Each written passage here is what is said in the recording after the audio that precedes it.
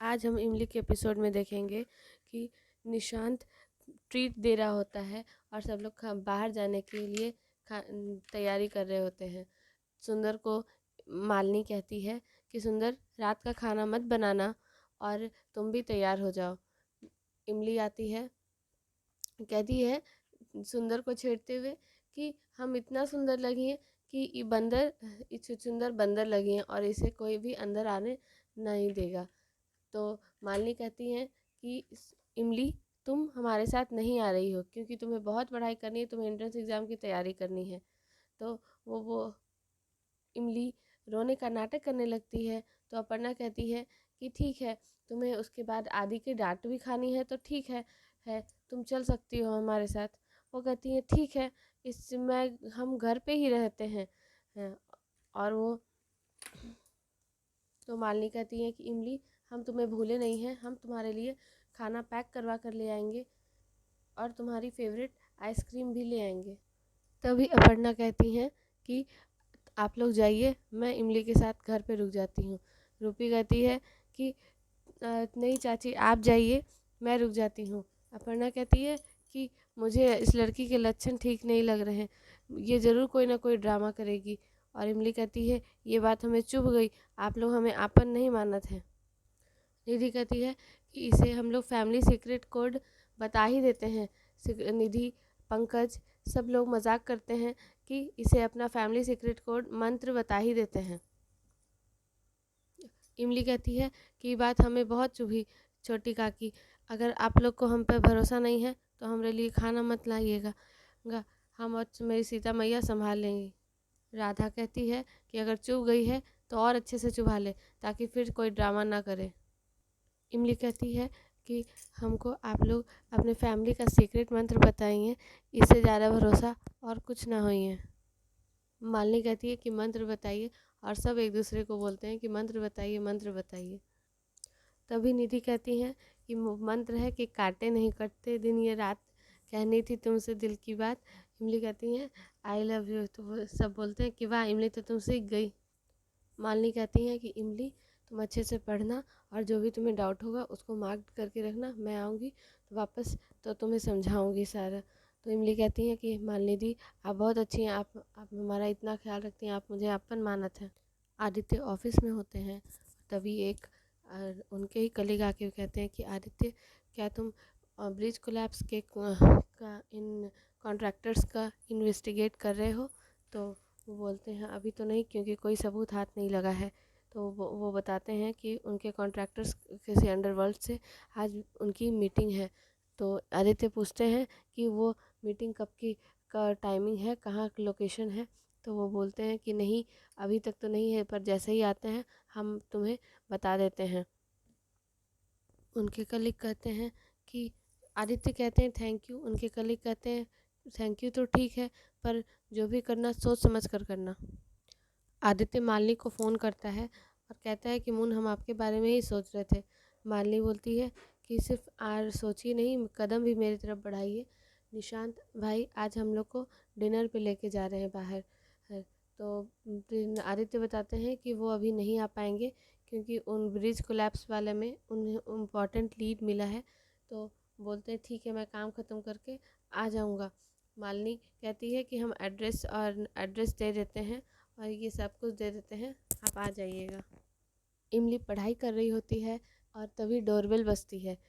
इमली कहती है कि मुझे भौजाई जी की सारी बातें याद है और इमली मेन डोर के पास आकर के कहती है कांटे नहीं कटते दिन ये रात, आज कहनी थी तुमसे दिल की बात, 2 बार जोर जोर से बोलती हैं। और पीछे आदित्य होते हैं, आदित्य कहते हैं कि इमली हम हैं, दरवाज़ा खोलो। वो तो वो कहती हैं अगर दरवाज़ा नहीं खोलेंगे तो बाबू साहब डांट देंगे। और तब फिर कहते हैं छोटे काका कहते हैं कि इमली कहती हैं कि बाबू साहब आप सीक्रेट मंत्र बताइए। छोटे काका कहते हैं सीक्रेट मंत्र बताएंगे तभी दरवाज़ा खुलेगा। आदित्य आई लव यू बोलते हैं और अंदर घर इमली दरवाज़ा खोलती है। तो आदित्य डांटते हैं, कहते हैं तुमसे कोई भी कुछ भी बोलेगा और तुम उसे सच में समझ लोगी। इमली कहती है नहीं आप बोले तब समझ में आया, अभी तक तो सच ही समझ रहे थे। और इमली कहती है, आप बाबू साहब आप घर क्यों आए, सब लोगन तो बाहर गए हैं। आदित्य कहते हैं, हमें कुछ इम्पोर्टेंट सामान उठाने हैं। जिस रेस्टोरेंट में त्रिपाठीज जा गए होते हैं उस रेस्टोरेंट में पहले से ही अनु और देव देव मौजूद रहते हैं। और अनु कहती हैं, आप लोग इस रेस्टोरेंट में कैसे, आप लोग तो इस रेस्टोरेंट में कंफर्टेबल ही नहीं थे। अनु कहती हैं कि आपको तो हमारे क्लब से भी प्रॉब्लम थी। तो आदित्य के बड़े पापा कहते हैं कि अनु जी आप बिल्कुल सही कह रही हैं। हमें तो मज़ा और आनंद तभी वहीं आता है जहाँ चप्पल खोल के आराम से बैठ कर खाया जाए। यहाँ तो हम ये देखने चले आए कि 150 रुपये में एक रोटी कैसी होती है। तभी रूपी कहती हैं कि पापा बॉटल का रेट देखा, पानी का बॉटल एक बॉटल 50 रुपये में दे रहे हैं, ऐसा लग रहा है कि वो झरने का पानी का बॉटल दे रहे हैं। तभी निधि कहती हैं कि पानी तो फ्री होता है ना। तो ध्रुव कहते हैं कि नहीं निधि, जब पानी के पैसे दे करके पियो।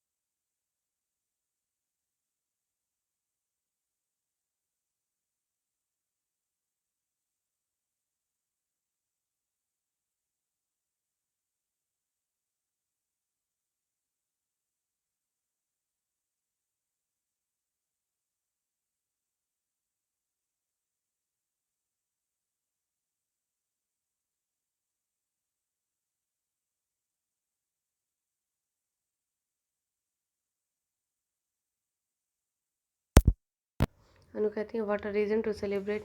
तभी मालिनी कहती हैं कि कुछ लोगों को खुशियाँ बांटने के लिए रीज़न नहीं चाहिए होता, और हम सब बहुत खुश हैं मॉम, बहुत खुश।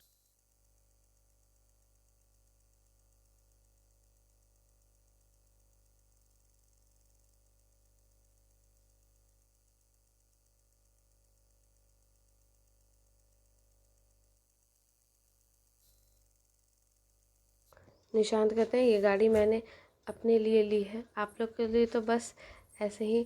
तो अनु कहती है कि थैंक गॉड, फैमिली में किसी को तो समझ में आया कि एक गाड़ी होना ज़रूरी है, वरना आपका आदित्य तो हमारी मालिनी को दिन भर बाइक पर ही घुमाता रहता।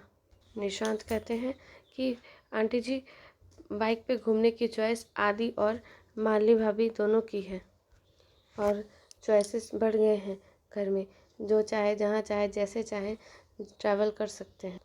And I don't think so कि कोई प्रॉब्लम होगी, राइट भाभी, निशांत कहते हैं। मालिनी कहती हैं, एब्सोल्युटली राइट निशांत, और बहुत अच्छा सरप्राइज़ है। अनु कहती हैं, श्योर श्योर, पर आदित्य कहाँ है, और आप लोग की वो चहेती नौकरानी दिखाई नहीं दे रही। कहीं ऐसा तो नहीं कि आप दोनों को घर पर अकेला छोड़ आए। मालिनी कहती है, मॉम। तभी अनु कहती है, नौकरानी के भरोसे घर छोड़कर आते हैं, पति नहीं। मालिनी कहती है, दैट्स इनफ मॉम। अनु कहती है कि तुम्हें अगर दिखाई नहीं देता तो मैं तुम्हारी आंखें खोलना मेरा काम है। अनु कहती है, आदित्य और वो दो कौड़ी की लड़की। तभी मालिनी वहाँ से चली जा रही होती हैं।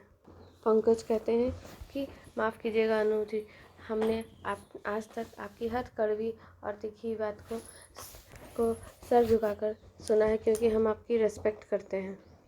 लेकिन आज आपकी बात न तीखी है न कड़वी, सरासर गलत है।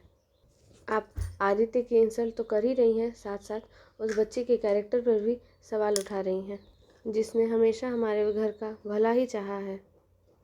आदित्य काम पर है और इमली घर पर पढ़ाई कर रही है, अपर्णा कहती है। तभी अनु कहती हैं कि श्योर श्योर अपर्णा जी, आदित्य पर तो हम लोग सबको भरोसा है, पर ये गांव की लड़कियां जितनी सीधी दी होने की एक्टिंग करती हैं ना, उतनी होती नहीं हैं। एक बार शिकार मिल जाए तो वो लोग नहीं सोचते कि आदमी कुंवारा है या शादीशुदा। देव चुप करा रहे होते हैं। देव कह रहे होते हैं जिसके कंधे कहते हैं चुप हो जाओ, तुम जिसके कंधे पर बंदूक चला कर बात कर रही थी वो तो बाहर चली गई। तो तभी अनु कहती है अपनी बेटी को तो मैं मना ही लूँगी, पर मेरी मालिनी के आंसुओं का कारण आदित्य कभी ना हो।